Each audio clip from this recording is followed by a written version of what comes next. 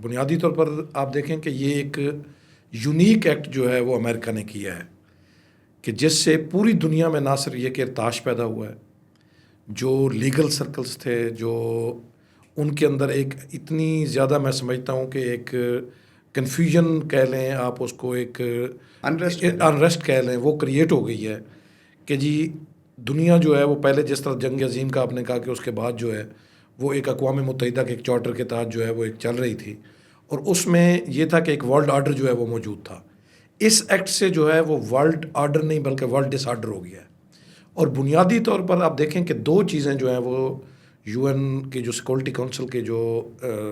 By laws ہیں اس کے تحت جو ہے وہ دو چیزیں ہر ملک کو گارنٹی کرتی ہیں۔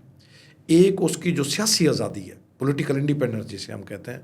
اس کو وہ کہتے ہیں کہ کوئی بھی ملک جو ہے نہ اس کو تھریٹ کرے نہ اس کو انٹرفیئر کرے۔ دوسری چیز اس کی جو جغرافیائی جو سرحد ہے، ٹیریٹوریل جورسڈکشن جسے ہم کہتے ہیں، اس کو بھی جو ہے وہ انٹروین نہیں کرنا چاہیے، نہ اسے تھریٹ کرنا چاہیے۔ بالکل، یہ دونوں چیزیں جو ہیں وہ امریکہ کے اس ایکٹ نے بنیادی طور پر وائلیٹ کی ہیں، کہ ان کی سیاسی آزادی کو بھی وائلیٹ کیا ہے اور ان کے جو ہے وہ جو ٹیریٹوریل جورسڈکشن تھی اس کو بھی جو ہے وہ وائلیٹ کیا ہے، اور مائٹ از رائٹ کا جو قانون ہے وہ جو ہے وہ کر دیا ہے۔ آج تو یہ پہلے سے چل رہا ہے، جس طرح یوکرائن کے اندر رشیا نے کیا اور بالخصوص حماس کے ساتھ جس طرح اسرائیل نے کیا۔ اس کی ایک ریفائن شکل جو ہے، جو اس سے بھی سب سے زیادہ خطرناک ہے، وہ یہاں پہ ہوئی ہے۔